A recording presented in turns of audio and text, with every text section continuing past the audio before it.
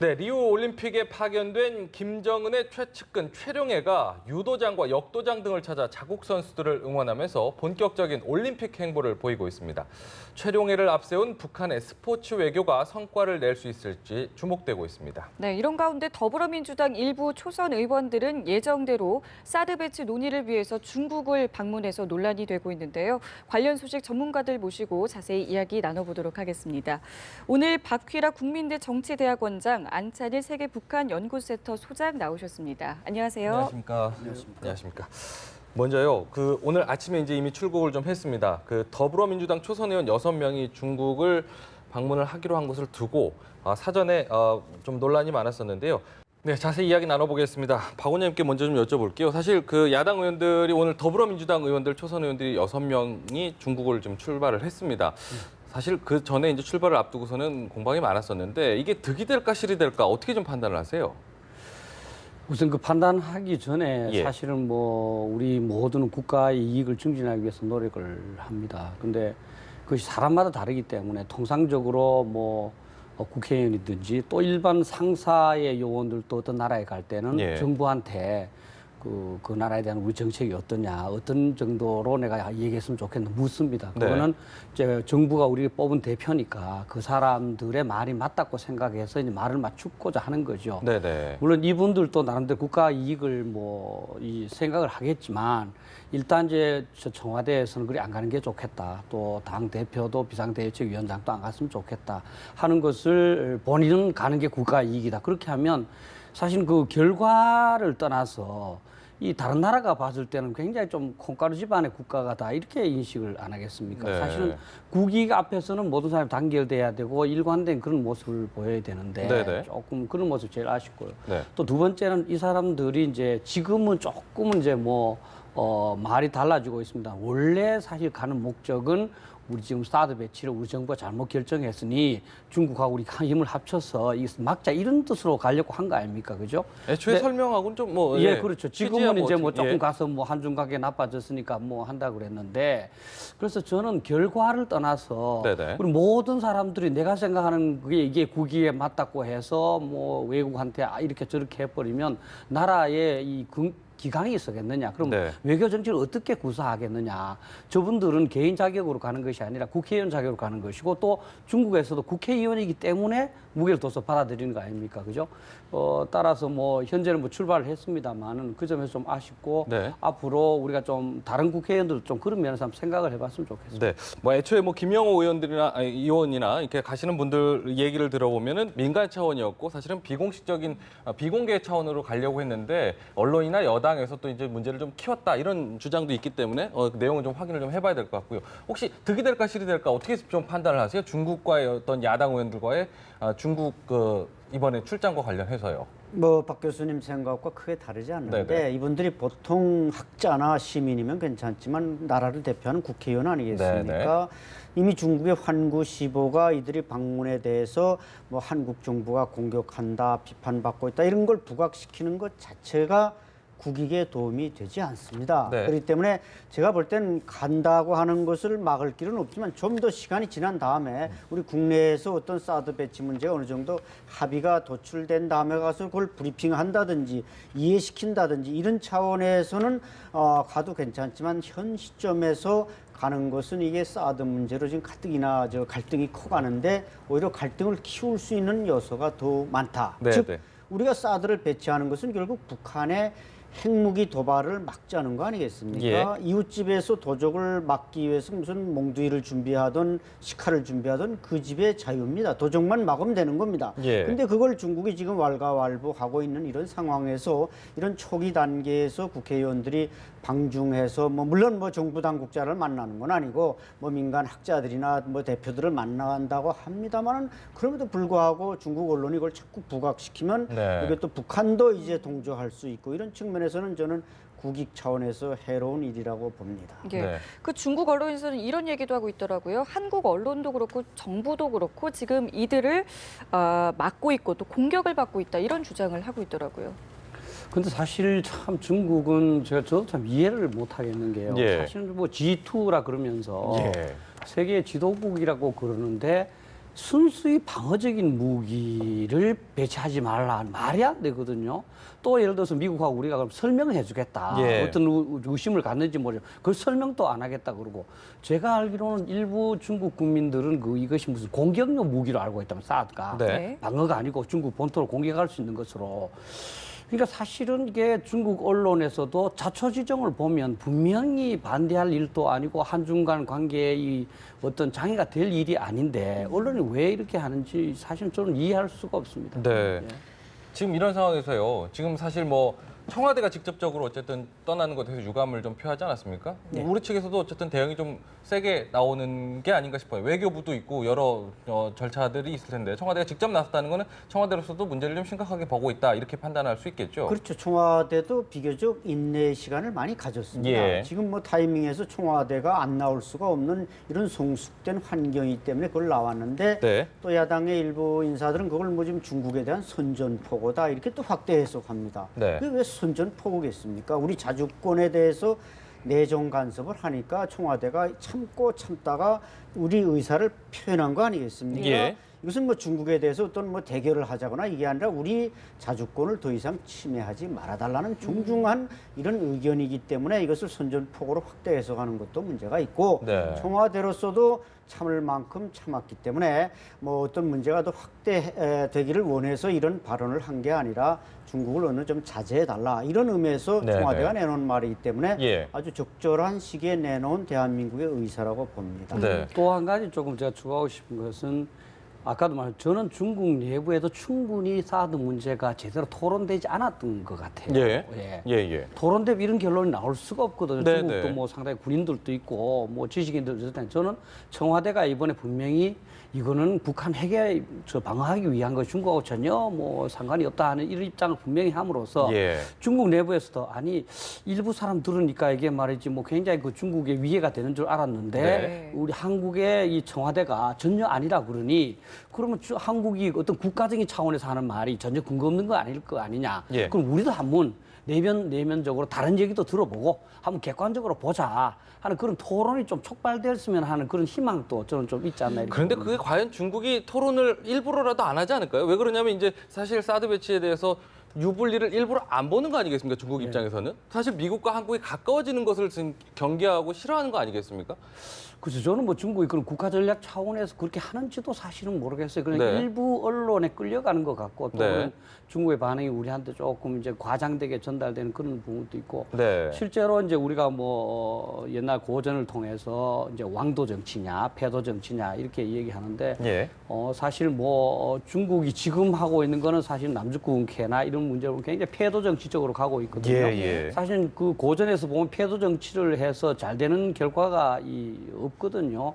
그래서 저도 사실 같은 이 동양에서 중국하고 이렇게 한국, 일본 좀 잘 지내는 게 굉장히 중요하지 않습니까? 그죠? 네. 그런 면에서 가장 책임이 크고 또 지도적인 역할을 할 수 있는 중국이 이 작은 문제 하나도 정확한 그 팩트를 발견하지 못해서 그 약소국에 대해서 의기장을 놓는다는 것은 참 그 앞으로 동양의 어떤 미래를 어둡게 네. 하는 그런 거 아닌가 이렇게 생각합니다. 네. 말씀하신 대로 뭐 이야기를 잘 해서 풀어나가면 좋겠습니다만은 일각에서는 이제 우리나라와 중국의 갈등이 더 악화되는 거 아니냐라는 우려도 나올 수 있을 것 같거든요. 어떻게 보세요? 그렇죠. 이 사드 문제는 하나의 계기가 됐을 뿐 뭔가 중국은 이제 박 교수님도 말씀하셨지만 동북아에서 새로운 갈등을 원하는 것은 아닌가 이런 의심을 주고 있거든요. 예. 즉 그 문제의 원인은 이제 남사 군도를 둘러싼 미중 간의 이제 대결 구도라고 볼 수 있는데 예. 여기에서 마침 이제 사드 배치가 나오니까 이 정당한 사드 배치를 가지고 중국이 태클을 건다는 것 자체가 문제고 예. 거기다가 지금 또 북한을 지금 어떻게 보면은 제재로서 북한이 어느 정도 지금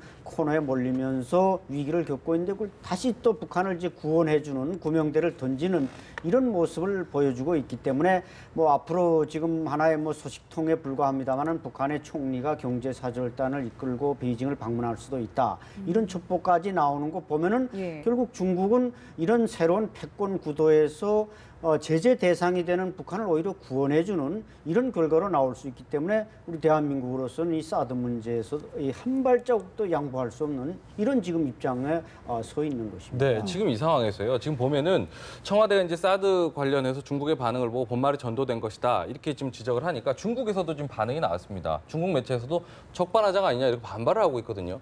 지금 계속해서 이렇게 공방을 주고받는 상황이 되고 있고 특히나 이제 청와대까지 나선 상황이고 중국 매체라는 것이 사실 중국의 어떤 당국의 입장을 좀 대변하는 거기 때문에 이게 전면적으로 이렇게 약간 좀 공방이 좀 격화되는 분위기 때문에 걱정하지 않을 수 없는 것 같은데요. 예, 뭐 저희들이야 참 평화적인 국민으로서 관계가 좋기를 바라죠. 그러나 예. 뭐 우리가 옳고 우리가 정당하게 또 우리 국민의 생존권을 보장하는데 예. 중국이 저렇게 뭐 이 의장을 놓는다고 해서 우리 태도를 바꿀 필요는 저는 없다고 봅니다. 네. 한 가지 저는 요즘 사실 그 굉장히 고민을 하고 이 생각하는 게 과연 중국이 남북한의 비핵화를 바라느냐. 네. 지금 중국이 하는 행동을 보면 북한의 핵무기는 만들도록 조장을 하고 우리는 핵 방어를 못하도록 하고 이렇게 해서 오히려 남북한을 자꾸 이제 그 전쟁의 분위기로 자꾸 가서 오히려 저는 우리 역사를 이렇게 보면 옛날 고구려 시대에 침략했던 것 같이 우리 한반도를 자신의 영토화하려는 그런 야심이 있는 거 아닌가.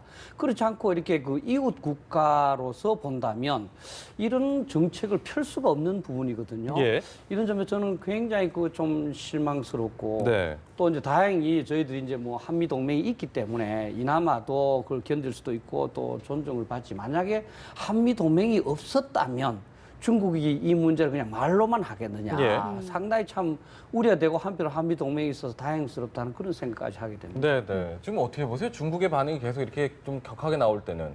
그러니까 중국은 지금 그 관영 매체들을 총동원해서 우리를 공격하고 사드 문제를 자꾸 이게 그 비정상적인 거로 끌고 가고 있는데 네, 네. 사실 중국의 언론은 뭐 북한의 언론의 어떻게 보면 사돈의 팔춘이다 이렇게 비슷한 관영 매체들입니다. 똑같죠, 결국 예, 공산당의 입장을 대변하는 목소리인데 우리 대한민국에 무슨 뭐 야당이 있고 여당이 있고 뭐 정부 이 언론이 있고 정당한 언론이 있고 비판 언론이 있는 이런 다양성과는 전혀 다른 그런 나라란 말이죠. 네, 네. 그렇기 때문에 우리가 이런 중국을 지금 상대하는 입장에서 네. 자칫 어떤 실수를 범한다든지 이렇게 되면 결국 우리만 손해를 보고 북한 정권이 다시 기사회생하고 핵무장력이 더욱 앞당겨지고 이렇게 될 경우 우리가 사드 문제가 또 시간상 지연된다면은 지금 성급한 김정은으로서는 어떻게 보면 자기 체제의 미래나 또 이런 걸 잘 알고 있기 때문에 예. 핵무기가 완성된 초기에 한번 해보자 이런 결심을 할 수 있는 사람입니다. 그 네네. 사람은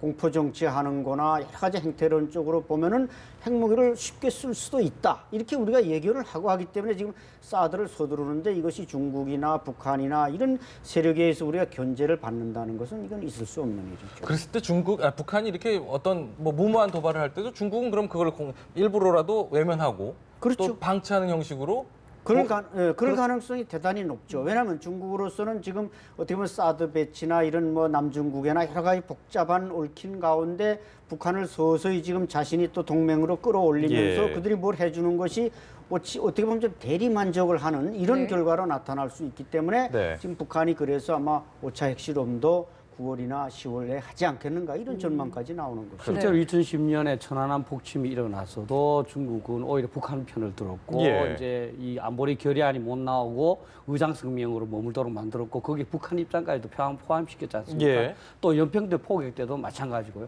그래서 사실 우리가 2008년도에 중국과 전략적 협력 동반자 관계를 맺은 후에 상당히 기대가 많았습니다. 또 네. 우리 박근혜 대통령 개인적으로 시진핑하고도 굉장히 관련이 있었고 또 그래서 지난 9월 달에는 그 전승일에까지 한미 동맹 미 동맹 중 유일하게 참가를 했는데 사실은 중국의 본질을 우리가 잘 몰랐던 거죠. 네. 중국은 여전히 북한의 동맹국이고 우리에 대해서는 조금 적대적인 느낌을 더 많이 갖고 있지 않느냐 저는 그렇게 생각합니다. 예. 그 다음 달에 중국에서 그 G20 정상회의가 있는데요. 여기서 혹시 시진핑 중국 주석이랑 박근혜 대통령이 만날 가능성이 있을까요?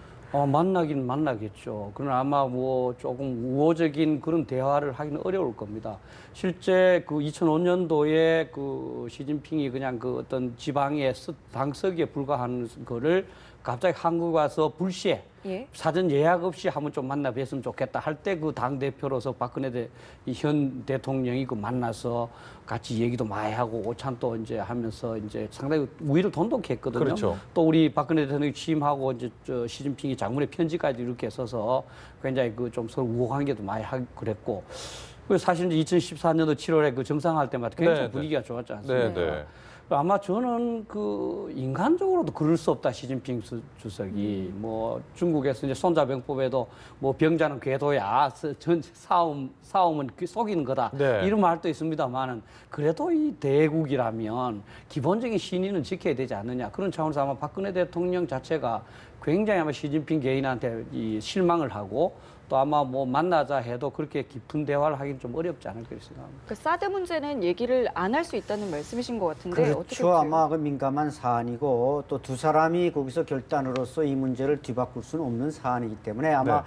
그냥 악수 정도나 하는 이런 상황이지 무슨 뭐 별도의 회담을 가진다거나 이런 아마 우리는 원할지도 모르지만 우리는 외교적으로 이 문제를 풀어야 되기 때문에 그러나 네. 중국 측으로서는 여기에 대해서 지금 뭔가 반대 입장을 가지고 있기 때문에 시진핑 주석과 박근혜 대통령의 어떤 공식 만남 이런 미팅은 그렇게 쉽게 이루어질 것 같지는 않습니다. 그렇군요. 지금 어쨌든 뭐 사드 배치와 관련해서 중국과의 관계도 문제지만 우리 내부에서도 지금 아직 정리가 좀 안 되고 있습니다. 지금 박근혜 대통령이 지난주에 이제 성주 그 경북 대구 경북 지역 새누리당 그 초선 의원들과 만난 자리에서 뭐 그런 얘기를 했죠. 어쨌든 좀 하도 반발이 많으니까 제3지역에 혹시라도 검토할 수 있으면 해봐라라고 얘기했지만 이게 오히려 또 다른 논란만 만들어지고 별로 결론이 안 나고 있어요. 지금 어떤 상황으로 좀 귀결이 될까 걱정스러운 부분이 많거든요. 어떻게 좀 보세요? 그러니까 저도 뭐 그런 생각을 했습니다. 일단 사드를 받아들이고 그러면 이제 제3지역이 있다면 그걸 예. 조사를 해서 거기가 더 좋으면 사실 옮기면 되거든요. 예. 근데 더 문제가 되는 게 지금은 이제 그걸 확증 편향이라고 그러는데 한번 자기가 믿던 것을 계속 믿고 싶어 하는 예. 전자파 때문에 사실 반대한 거거든요. 성주군에서. 예. 그런데 전자파가 뭐 그린파인 레이더도 기자들이 다 받고 팩2 레이더도 받고 그다음에 괌까지 가서 사드 레이더도 봤는데 기준치에 비교할 수 없을 정도로 작은 게 나왔지 않습니까? 네. 지금은 전자파가 유해하지 않다는 것은 아마 앵커께서 다 인정하는 겁니다. 그렇다면 성주 국민들이 반대할 이유가 없는 거죠. 그렇지 않습니까? 네. 그럼 예를 들어서 나는 전자파가 그렇게 유해하지 않는 걸로 드러났지만 우리 상공으로 가는 건 조금 불안하다.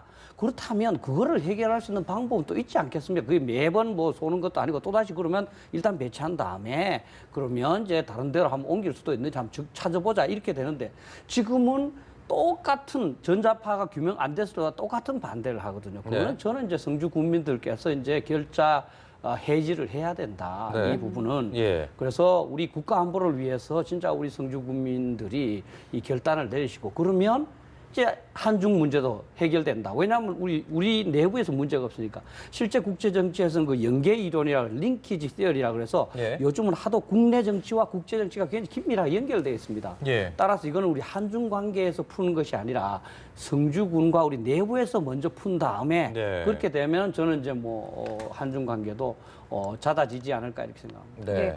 네, 지금 속보가 나오고 있는데요. 박근혜 대통령이 청와대 수석비서관 회의를 주재한 것 같은데 여기서 이야기를 하기를 안보 문제에 대해서는 여야 정치적 견해에 따라서 다를 수가 없다라고 이야기를 했습니다. 어떤 뜻일까요? 그것은 아마 지금 베이징으로 떠난 우리 그 야당 국회의원들을 겨냥한 말씀인 것 같기도 한데 예. 어쨌든 이 사드 배치는 지금 한반도 한국전쟁 이후에 우리 한반도, 우리 대한민국의 생존권과 관련된 가장 그 사활적인 문제 아니겠습니까? 네. 이것을 놓고 내부적으로 님비 현상이 일어나고 또 국회의원들은 보따리를 싸들고 밖에 나가서 뭔가 반정부적인 발언들을 한다고 할 때 이것은 우리 대한민국이 지금 김정은 체제와 지금 최후 지금 어떻게 보면 핵무기를 놓고 대결해야 하는 상황이 왔는데 네. 그런 면에서 아마 그 대통령께서는 여야 어떤 그 관계 없이 온 국민이 결집해야 된다 이런 네. 강조점이라는 측면에서 상당히 중요한 그 지적이라고 봅니다. 지금 보면은 박 대통령이 청와대 수석비서관 회의에서 한 말이 이제 사드 배치 그 지금 반대하는 것들에 대한 주장이 지금 북한과 맥락이 같은 황당한 주장이다 이렇게 말을 했고 또 중국의 입장에 동조하는 일부 의원들의 방중은 아까 이제 교수님께서 말씀하신 원장님들은 말씀하신 대로 정부 노력을 전혀 이해하지 못하는 부분이 있다. 좀 안타까움을 좀 표현을 했고요. 안보 문제와 관련해서는 초당적으로 협력을 좀 해야 되는 것이 정치인의 기본적인 의무이다. 이러면서 아쉬움을 좀 표현한 부분이 좀 있습니다. 여러 가지 이제 뭐 거친 항의나 어떤 비난 이런 부분이 많이 아까 성주 주민들도 그렇고요. 여러 이제 사드 배치에 반대하는 분들의 어떤 비난이나 이런 부분이 많은데 이 부분은 나를 뽑아준 국민을 지키기 위한 부분이기 때문에 달게 좀 수용하겠다 이런 부분입니다. 박근혜 대통령 입장에서는 어쨌든 단호한 의지를 다시 한번 밝힌 부분이 있거든요. 좀 어떻게 지금 이루어질까 우리 싶어요. 국민들께서 이제 한번 냉정하게 생각해 보셔야 됩니다. 이 사드를 반대한 이유가 한 4가지가 있는데 첫 예. 번째는 뭐 중국의 ICBM을 요격할 수 있다. 이거 아닌 걸로 드러났습니다. 그죠? 그다음에 이 레이더가 중국을 사사지 들어본다. 이것도 아닌 걸로 드러났습니다. 네. 또 일부에서는 그 돈을 우리가 다 내야 된다. 이것도 아닌 걸로 드러났습니다. 또 네. 전자파가 막 사람을 굽는다. 이것도 아닌 걸로 드러났습니다. 이제는 전부 다가 아닌 걸로 드러났습니다. 그럼 이제 정부 발표를 믿어야 됩니다. 그런데 지금 현재 주장하고 있는 것은 이유가 근거도 없는데 계속 주장하니까 대통령 입장에서는 이게 한미 동맹을 약화시키려는 거 아니냐. 그것은 바로 이제 북한의 생각과 같다는 거죠. 왜 한미 동맹이 약화되느냐 하면 주한미군이 여기 있을 때 만약에 북한의 핵 공격으로 그 생존성을 보호받지 못하면 있을 수가 없지 않습니까? 네. 그죠? 그걸 자기가 보호받아야 여기서 전쟁을 할 거 아닙니까? 그럼 사드를 배치하지 못하면 주한미군이 여기서 주둔할 수 있는 그 어떤 안정성이 굉장히 낮아집니다. 네. 그럼 주한미군이 철수하게 되면 한미동맹이 약해지고 이거는 바로 북한의 이제 주장과 똑같다는 것이죠. 네. 그래서 이런 점에서 한번 우리가 반성을 좀 확실히 해볼 필요가 있다. 또 이제 그러면 이제 대통령이 한번 그런 얘기했습니다. 그러면 사드 배치 안 하면 어떻게 대안이 있느냐 그렇게 얘기했습니다. 사실은 사드가 굉장히 좋은 무기입니다. 북한 핵미사일 쐈을 때 이제 서울하고 이 북쪽엔 조금 제한이 있지만 다 막을 수 있으니까 네. 확률도 굉장히 높습니다. 그런데 대안이 있느냐 하니까 대안이 사실 없지 않습니까 지금. 그런데 일부에서는 외교가 대안이다. 근데 사실 지금까지 우리가 북한 핵 문제를 93년도 NPT 탈 때부터 지금까지 우리가 외교적으로 풀렸고 육자회담도 해봤고 북미 직접 회담도 해봤고 우리가 온갖 노력을 다 했습니다. 예. 그 사이에 북한은 핵무기를 지금 수십 개까지 만들었습니다. 네. 그러면 저는 그 묻고 싶습니다. 지금 이제 반대하는 뭐 야당에 계시는 분들 또 일부 이제 뭐 지식인들 자기 자신 또는 자기 자식을 북한이 핵무기로 공격을 했을 때 방어할 방법이 있느냐? 예, 예. 방어할 방법이 있느냐? 핵무기는 제가 말씀드린 보통 소총탄은 겨누면 겨냥을 받는 사람만 맞지 않습니까? 예. 핵무기는 사람을 가리지 않습니다. 만약 서울에 떨어지면 뭐 그게 북한에 동조한 사람이든 아니든 전부 다 같이 죽습니다. 네. 그래서 자기 자식 또는 뭐 자기 손자들을 과연 보호할 수 있느냐 네. 이걸 한번 자문했으면 좋겠어요. 알겠습니다. 네, 이와 관련해서 지금 취재 기자 연결되어 있는데요. 전화 연결해서 내용 더 자세하게 알아보겠습니다. 김혜영 기자. 네, 박근혜 대통령이 청와대에서 수석 비서관 회의를 주재하고 사드 배치로 사실과 다른 얘기들이 국내외적으로 많이 나오고 있어 우려스럽다고 말했습니다. 안보 문제에 있어서는 여야가 따로 있을 수 없고 가치관과 정치적 견해에 따라 다를 수 없다며 사드 배치를 반대하는 야권과 더불어민주당 의원 6명의 방중을 우회적으로 비판했습니다. 사드를 반대하는 야권을 향해서는 사드 배치로 북한이 추가 도발을 해도 할 말이 없게 됐다는 북한의 주장과 맥락을 같이 하는 황당한 주장을 한다고 지적했습니다. 중국을 방문한 의원들에 대해서는 정부가 아무런 노력을 하지 않아 중국을 방문해 얽힌 문제를 풀겠다고 하는 것은 정부의 외교적 노력을 전혀 이해하지 못하고 하는 이야기라고 말했습니다. 그러면서 국가 안보 문제에 대해서는 내부 분열을 가중시키지 않고 초당적으로 협력하는 것이 국민의 권한을 위임받은 정치의 기본적인 책무라고 생각한다고 강조했습니다. 박 대통령은 본인 스스로에 대해서도 매일같이 거친 항의와 비난을 받고 있지만 저를 대통령으로 선택해준 국민들을 지키기 위해서는 어떤 비난도 달게 받을 각오가 돼 있다고 밝혔습니다. 정치권을 향해 부디 국가와 국민의 안위를 지키기 위한 일에는 함께 협조해 주실 것을 부탁드린다고 거듭 초당적인 협력을 강조했습니다. 박 대통령이 일부 야권의 사드 비판과 방중 등 움직임을 지적한 것은 이들의 사드 때리기가 도를 넘어 남남 갈등을 부추기고 있다는 우려 때문으로 분석됩니다. 특히 의원들의 방중은 실제 의도와는 무관하게 중국 측의 사드 반대 명분에 힘을 보탤 수 있다는 염려가 반영된 것으로 풀이됩니다. 지금까지 청와대에서 전해졌습니다. 네, 김혜영 기자 연결해서 자세한 소식 들어봤고요. 지금 말씀하신 대로 이제 박근혜 대통령의 어떤 오늘 수석비서관 회의에서 나온 입장이 북한의 그 위협이 이제 좀 정도를 좀 넘어섰다라고 판단을 했기 때문이 아닌가 이런 생각이 좀 드는데 지금 보면 최근에 올해 들어 특히 좀 그런 것 같아요. 이제 미사일 도발 현장을 김정은이 도발 현장을 참관하는 횟수가 굉장히 부쩍 늘었다라고 얘기하는데요. 네. 김정은이 이제 아마 이 도발 관련 그 외부 공개 행사 이렇게 자주 이렇게 드러내는 것 또한 분명 메시지가 좀 있는 거라고 좀 해석해야 되겠지 않겠습니까? 그렇죠. 북한이 이제 미사일 발사는 이제 14차례 있었는데 그중에 절반이 7차례를 김정은이 직접 현장에서 지휘했다. 예. 이것은 상당히 그 과거 김정일이나 뭐 김일성 행태와는 전혀 다른 거죠. 네. 근데 이것이 이제 이동 발사대에 의한 발사이기 때문에 지금 뭐 황해남도 은유래까지 내려와서 쏘기도 하고 네. 또 원산 무수단 미사일을 쏠 때는 또 원산에서도 쏘고 예. 아마 김정은이 대부분 참석한 것은 이 원산 지역에 아마 발사할 때 대부분 참석했지 이 사람이 무슨 자강도에서 쏠 때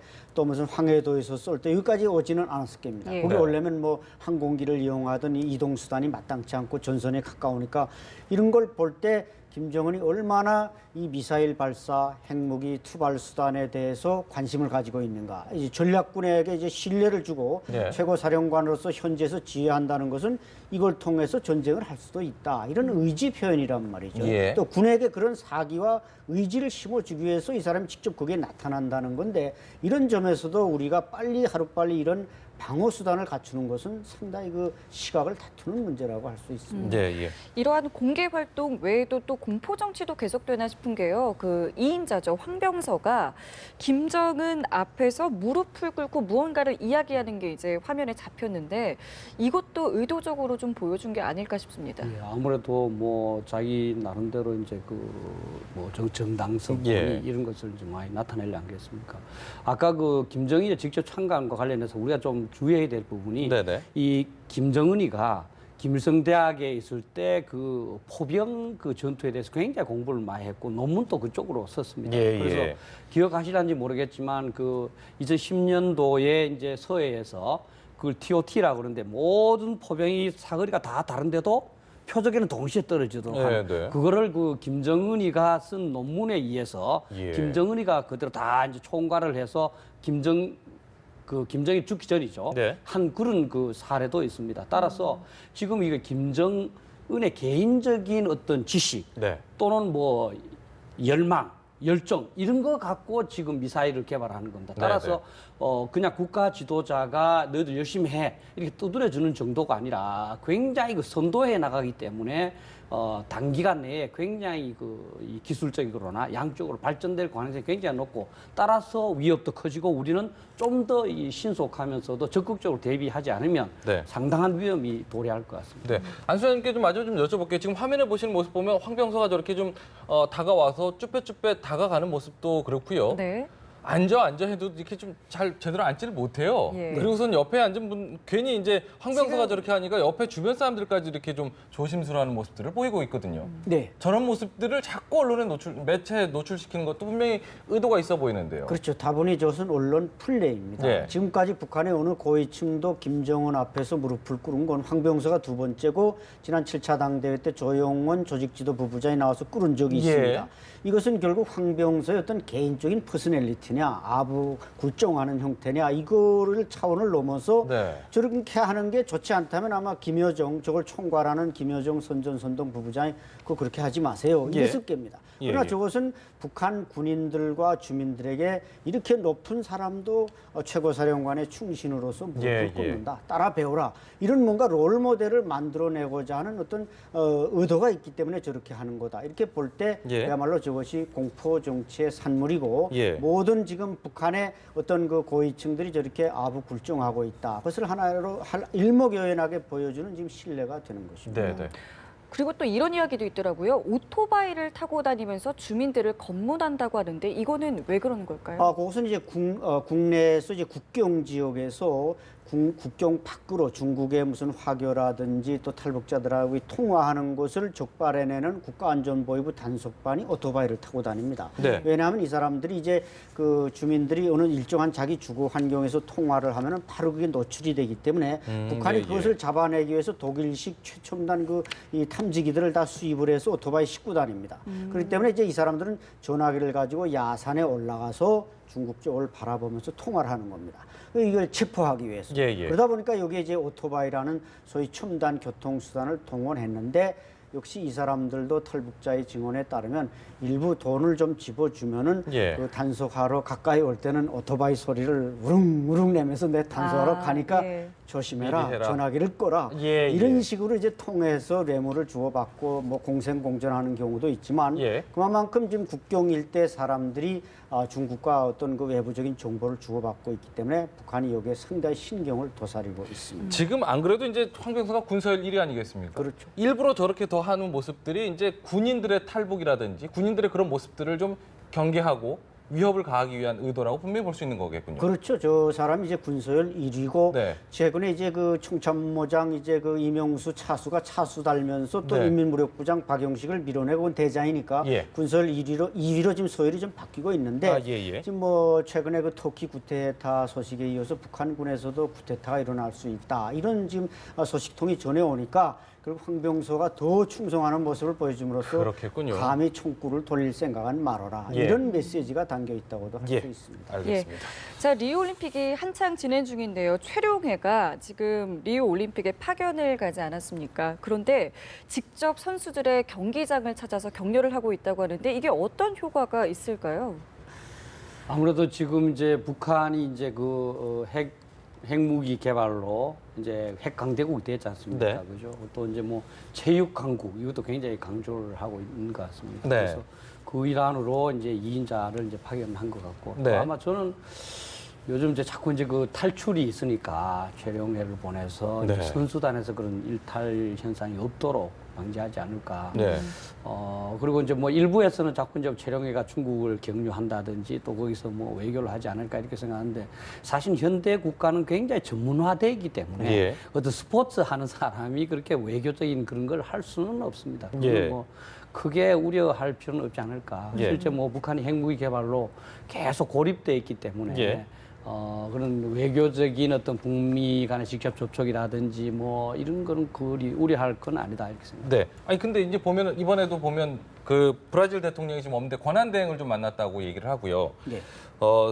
뭐 여러 가지 스위스 연방, 산마리노 공화국의 국가 수반 뭐 이런 국가 수반들을 좀 만나고 있다라고를 하는데 이런 나라들과 어떤 기존의 관계들이 있었는지도 궁금하고 이걸 만나는 걸 어떤 의도인지 계산인지 좀 궁금하고요. 글쎄 제가 볼 때는 아마 그 장웅 IOC 의원이 뭐 최용해가 부통령 자격으로 왔다 네. 이런 식의 약간 생소한 얘기를 하지 않았습니까? 네, 네. 이것은 결국 우리의 대통령은 김정은이다 이렇게 이제 말하는 메시지와 같은데 네. 나름대로 그래도 고위층 인사가 온 건 이제 말씀하신 대로 이제 부통령 대통령 권한 대행도 만나고 다른 또 스포츠계 정상으로 온 사람들을 만나서 어떤 북한의 지금 인권 문제, 김정은이 이게 권한이 지금 상당히 그 권위가 지금 실추돼 있지 않습니까? 예, 예. 그걸 좀 추겨 세우고 내년에 또 북한이 이제 그 주니어 그 유도 선수권 대회, 세계 유도 선수권 대회를 좀 개최를 준비하고 있는 걸로 알고 네. 있습니다. 그래서 지금 뭐 여명거리 건설이다 뭐다 하는 게 네. 국제 대회. 그러니까 북한이 지금 13차 세계 청년 학생 축전을 한